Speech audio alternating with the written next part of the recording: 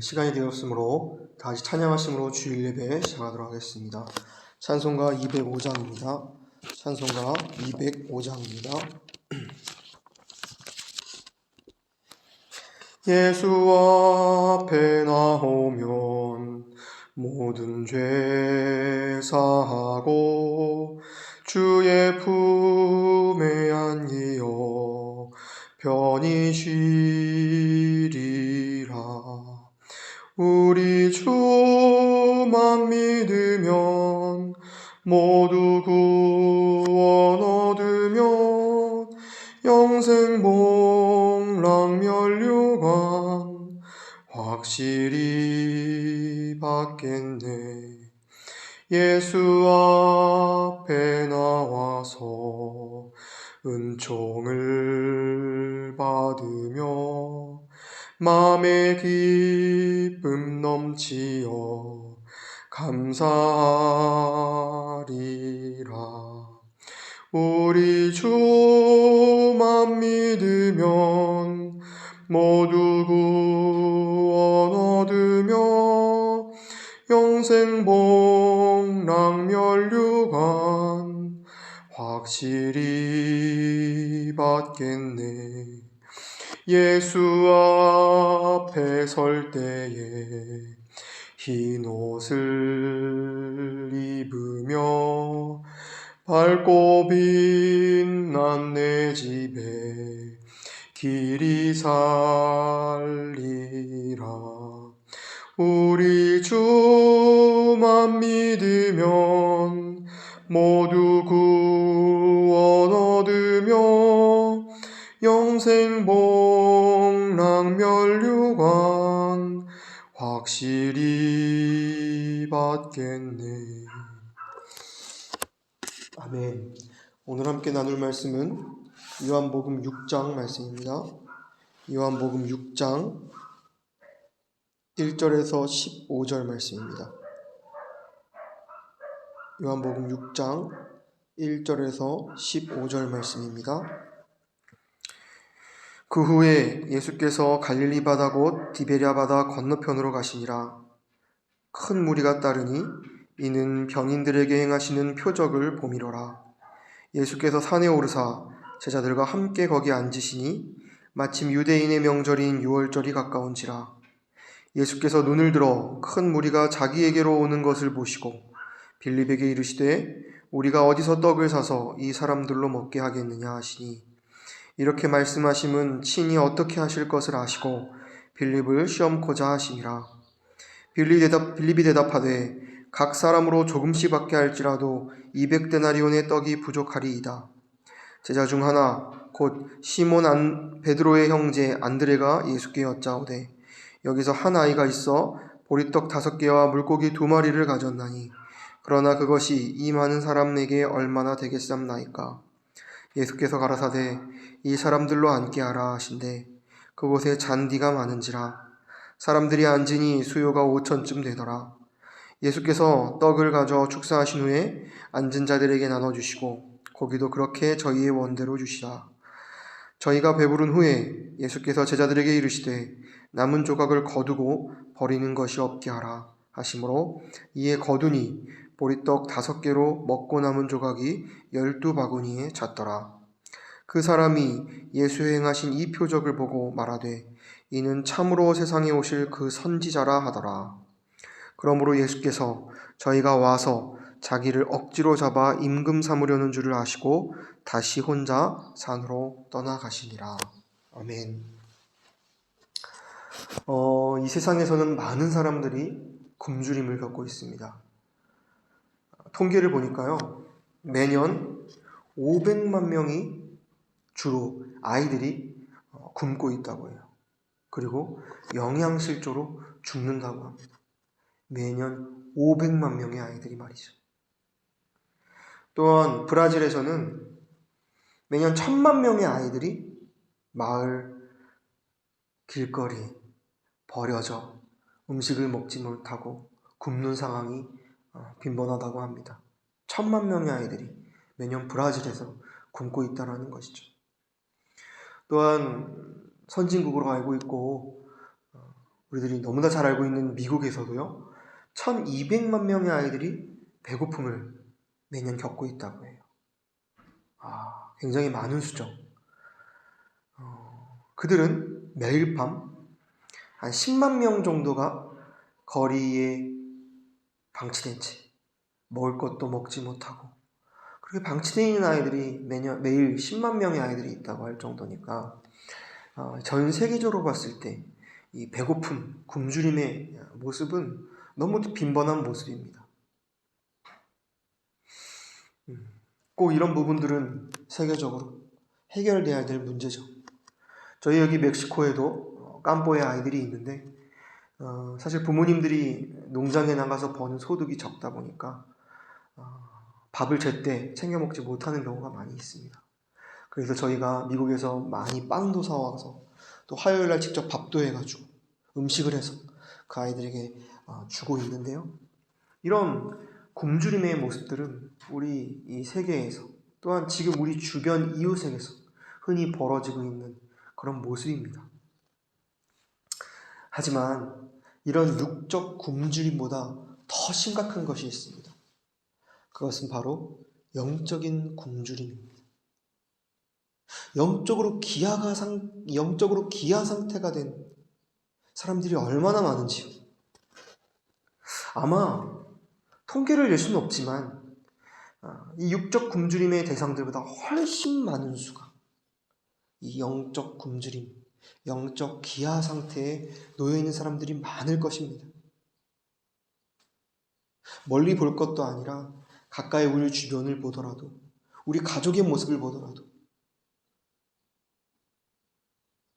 예수 그리스도를 먹고 마시고 참 우리의 생명의 떡, 생명의 양식을 먹지 못하고 살아가는 그런 영혼들이 얼마나 많은지. 그래서 오늘 본문을 보면 예수께서 그런 영적 굶주림이 있는 그들에게 찾아가셔서 참 생명의 양식을 주는 말씀의 내용이 기록되어 있습니다. 정말 그러면 오늘 본문의 내용이 영적 양식을 해결하시는 그분의 역사하심인지 우리가 확인할 수 있는 두 가지의 요소가 있습니다. 첫 번째는 무엇입니까?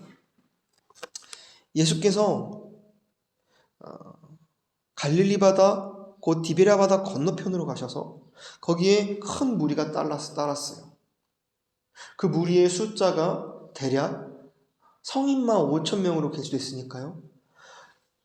여자와 또한 어린아이들을 포함해서 10,000명에서 15,000명 되는 그런 많은 인원들이 모였던 것입니다.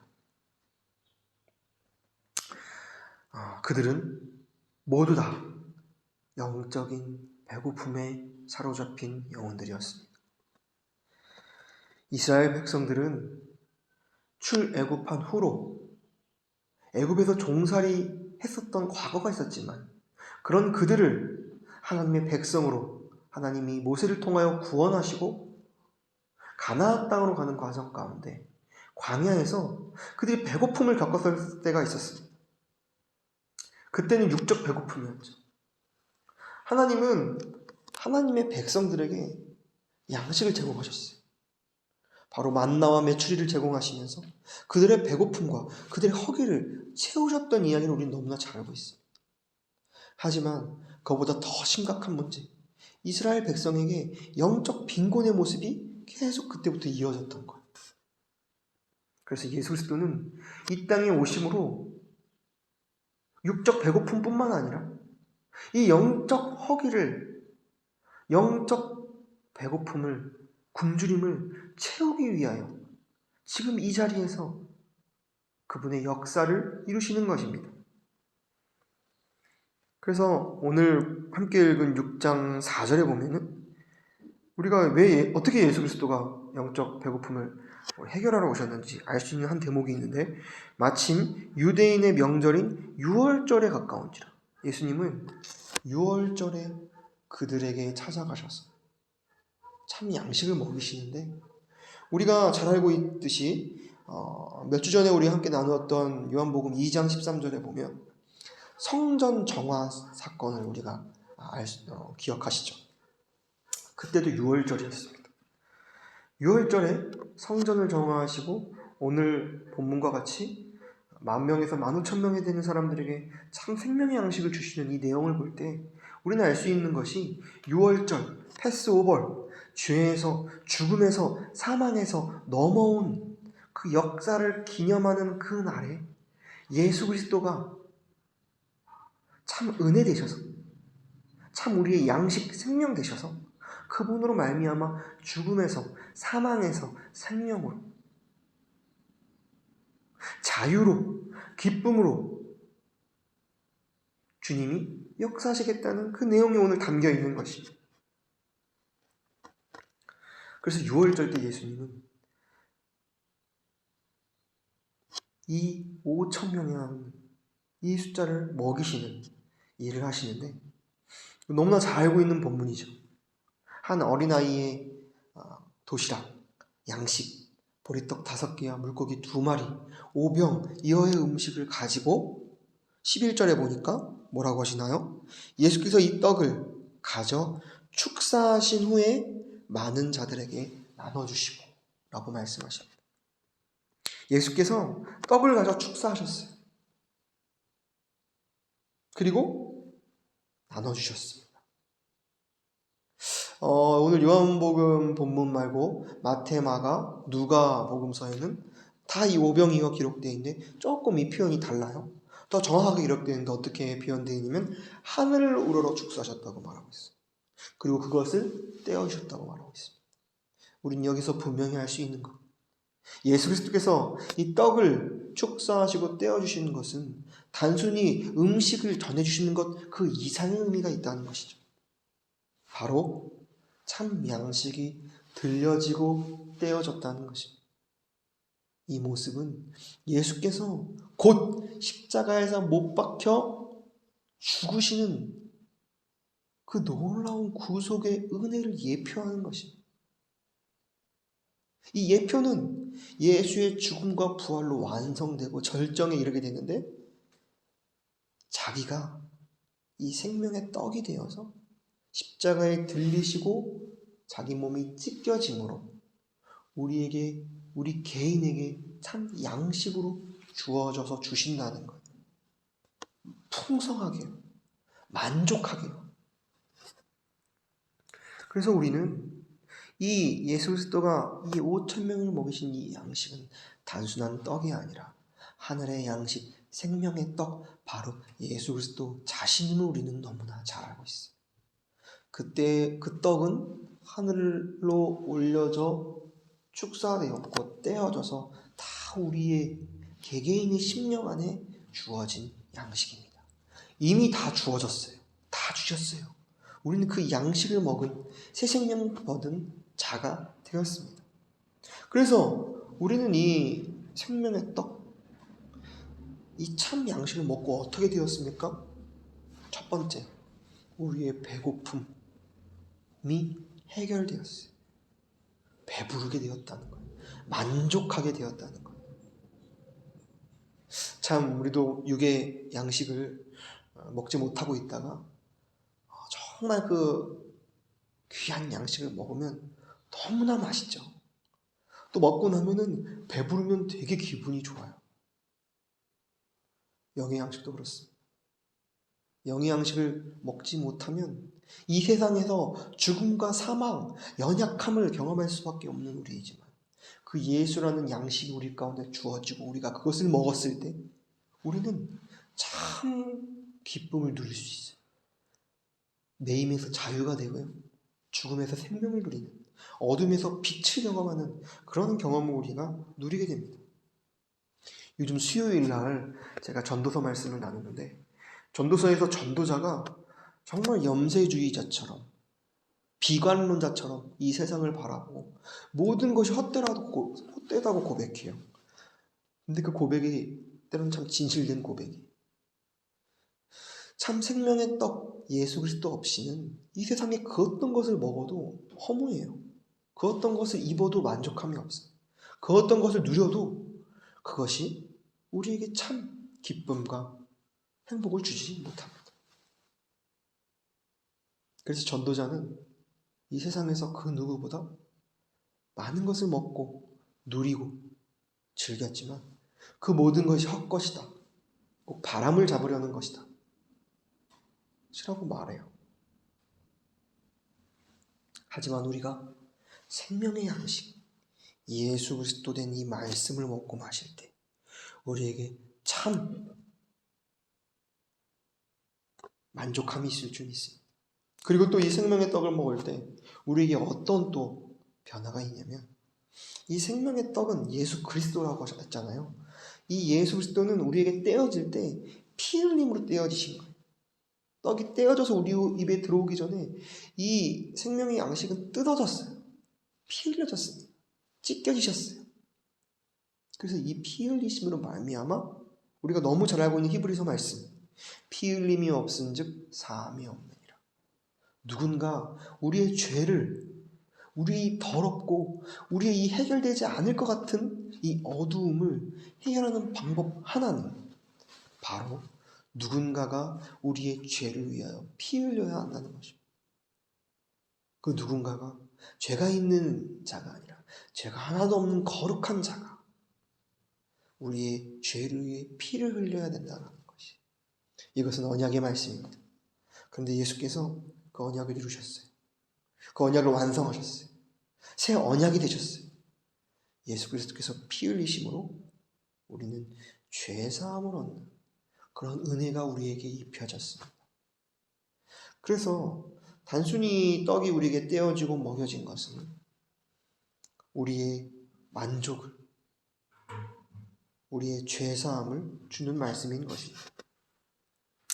하지만 이 말씀들은 우리가 너무 잘 알고 있는 말씀입니다.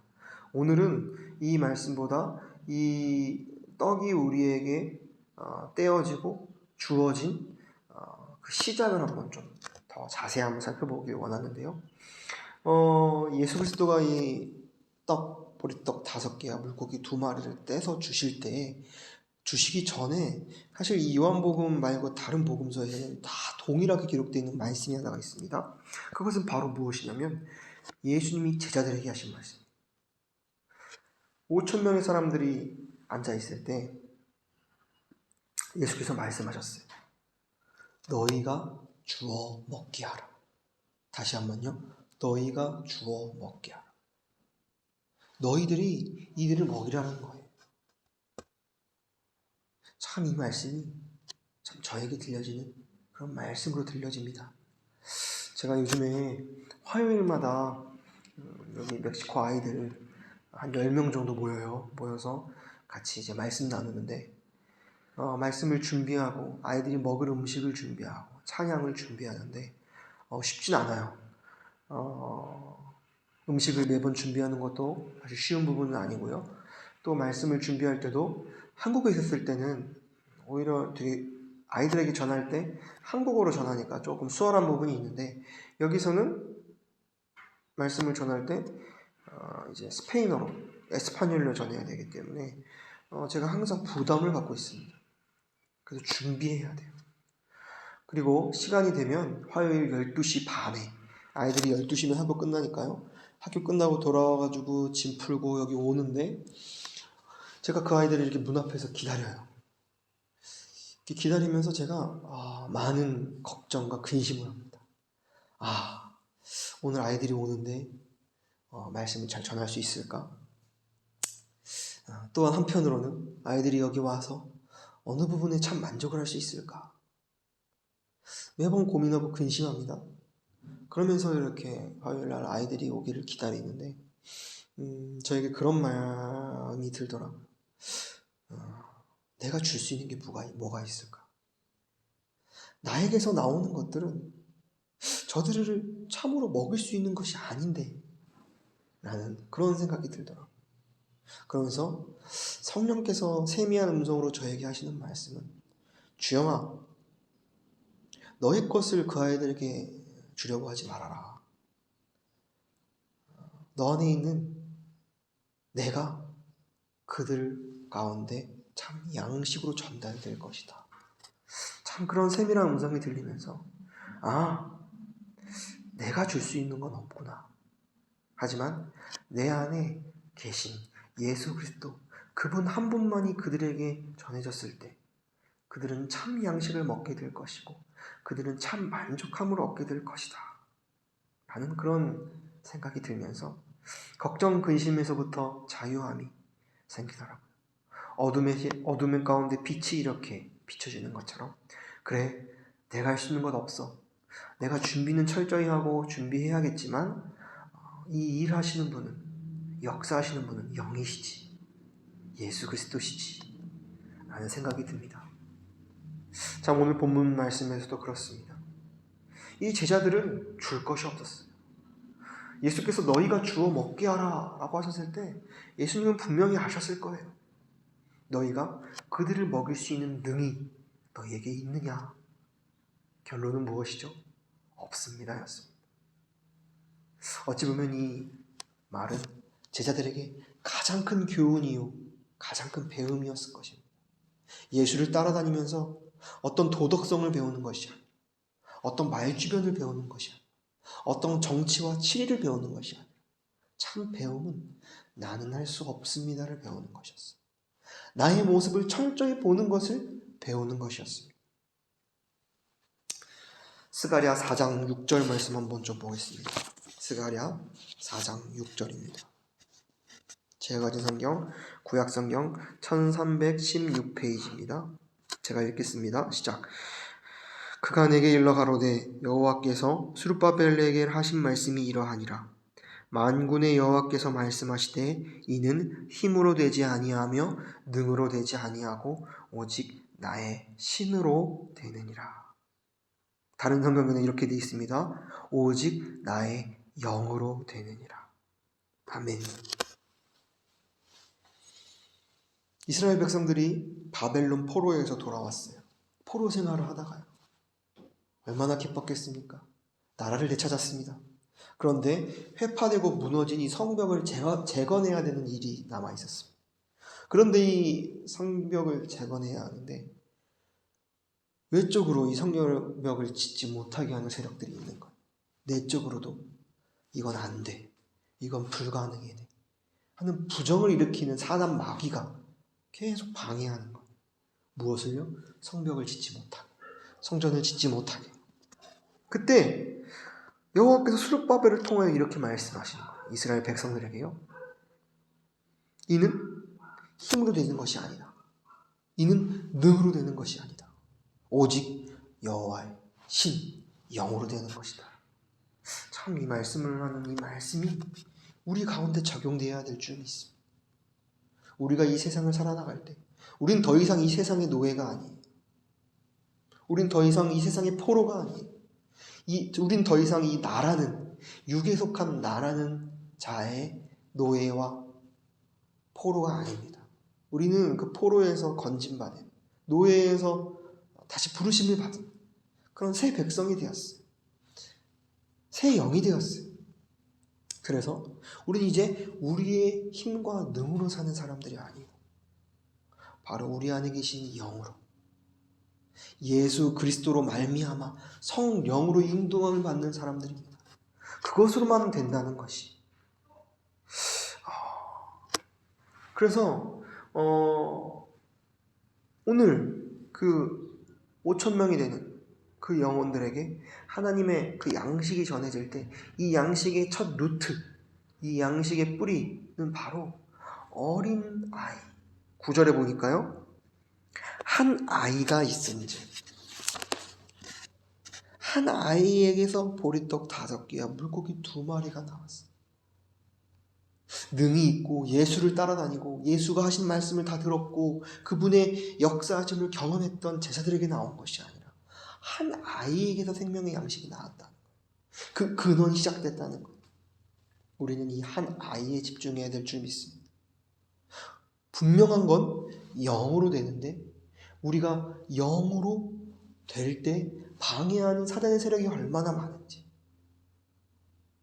그건 아닌 것 같은데, 내가 살아봤을 때 나의 경험과 통밥으로는 그건 아닌 것 같은데, 얼마나 한 아이가 아니라 다 큰 어른처럼 내가 주관자 되어 우리의 삶을 결정하고 행동할 때가 얼마나 많은지.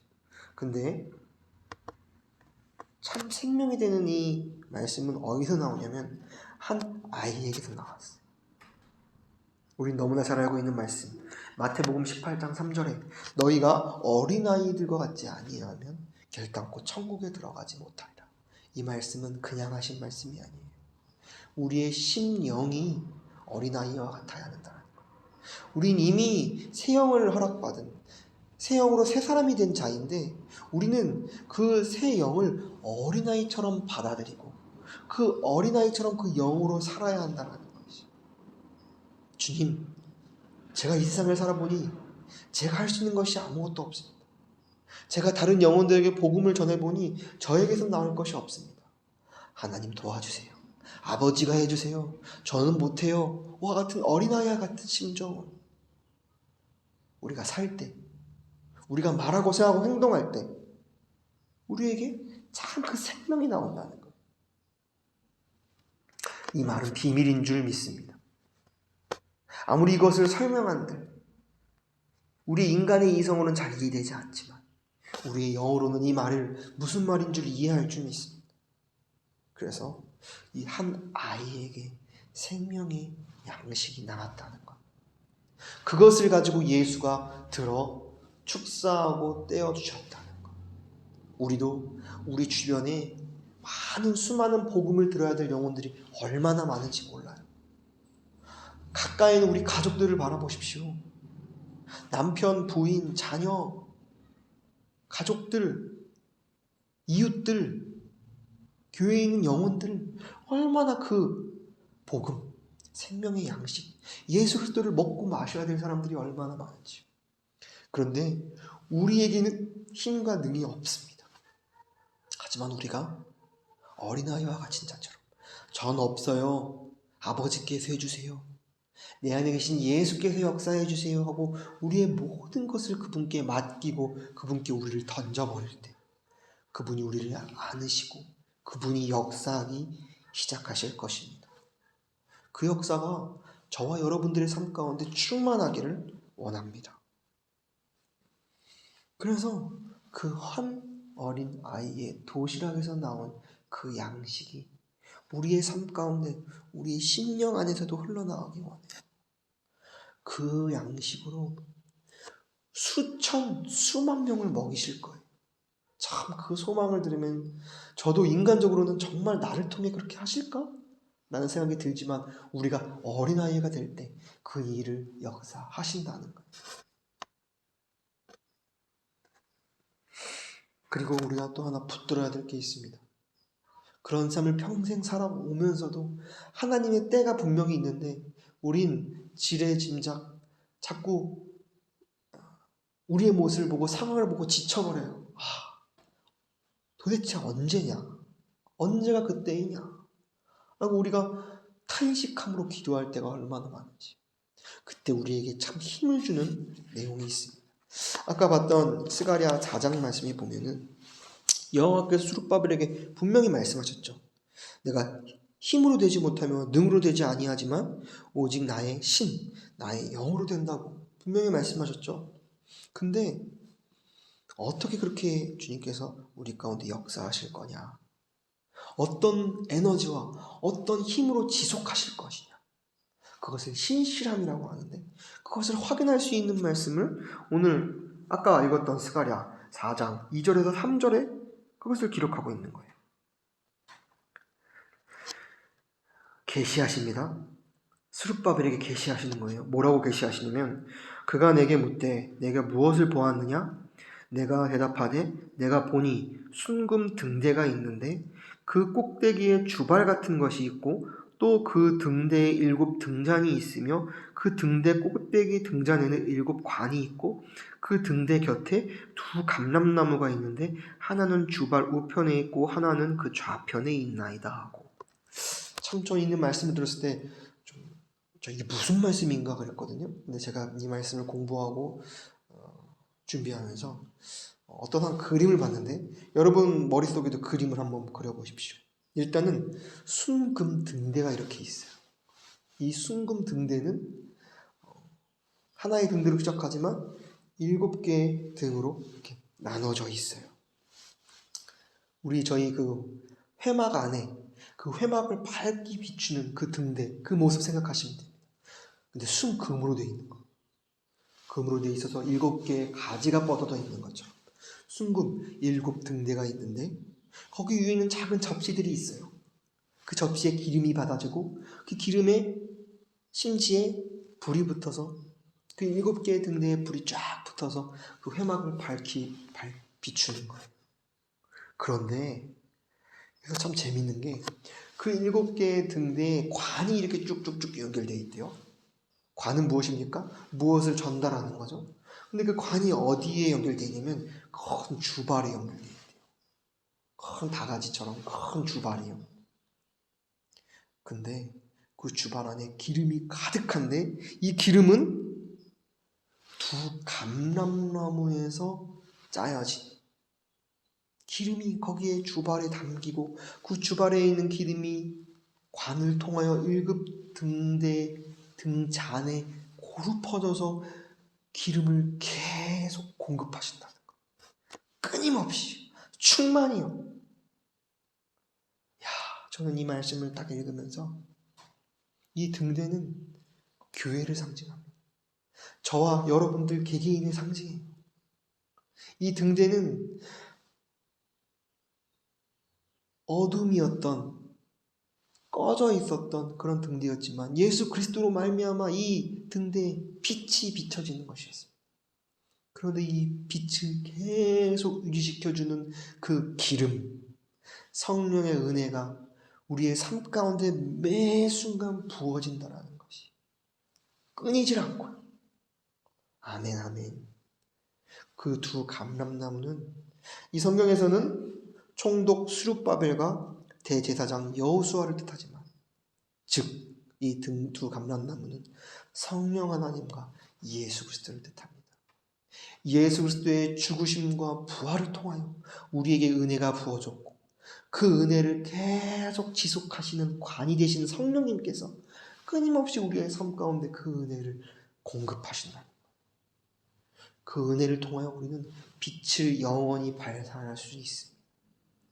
그리고 이 빛이 산 위에 있는 동네들을 다 가려우지 못하게 다 밝히 드러낼 것입니다. 우리 주변에 있는 가족들, 영혼들을 끊임없이 밝힐 거예요. 처음에는 그들이 그 빛을 알지 못하나 분명한 주님의 때가 되면 그 빛을 통하여 참 은혜를 경험하는 그 순간들이 분명히 있을 것을 믿고 나아가는 저와 여러분들 또한 여러분들의 가정 되기를 원합니다. 아멘. 그래서 우리는 본문으로 돌아와 어린아이와 같은 자가 될 때 우리에게 참 양식이 나오고 그 양식을 나만 먹는 것이 아니라 5,000명이 되는 10,000명, 15,000명이 되는 이 많은 세계에 그 양식이 전파될 줄 믿습니다. 저도 이 멕시코 땅에서 그런 한 영혼들에게 복음을 전할 때 그 양식이 올바르게 온전하게 전파되고 그렇게 될 것을 믿습니다. 기도하겠습니다. 사랑의 하나님 아버지, 오늘 정말 요한복음 이 말씀을 나누면서 참 우리 주변에 또한 우리의 삶을 바라볼 때 얼마나 이 예수 그리스도라는 참 새 생명의 양식을 먹지 못하고 살아가는 우리가 얼마나 많은지, 저희의 모습이 얼마나 많은지. 하지만 예수께서는 신실하시게 그분의 역사하심 우리의 삶 가운데 계시하십니다. 두 감람나무 되셔서 우리에게 그 기름을 계속 짜서 우리라는 등대에 그 기름을 전파하시고 계속 그 기름을 넣어주시는 것처럼 우리의 삶 가운데 우리의 빛이 발현되는 그 은혜를 날마다 허락하여 주시옵고 사람을 바라보면 지치고 낙담이지만 그 이 말씀을 바라볼 때 우리는 참 기쁨을 누리고 참 자유를 누리고 참 행복함이 우리 가운데 있는 것처럼 그 말씀으로 말미암아 우리가 서고 우리 주변에 있는 자들에게 그 예수 그리스도의 빛을 성령의 인도하심으로 비추는 그런 우리 교회 또한 각각 개개인의 심령 될 수 있도록 주님께서 역사하시옵소서. 감사하며 예수 그리스도의 이름으로 기도드렸습니다. 아멘. 우리 찬송가 204장 함께 찬양하도록 하겠습니다. 204장입니다. 예수로 나의 구주 삼고 성령과 피로써 거듭나니 이 세상에서 내 영혼이 하늘의 영광 누리도다. 이것이 나의 간증이요 이것이 나의 찬송일세. 나 사는 동안 끊임없이 구주를 찬송하리로다. 온전히 주께 맡긴 내 영 사랑의 음성을 듣는 중에 천사들 왕래하는 것과 하늘의 영광 누리도다.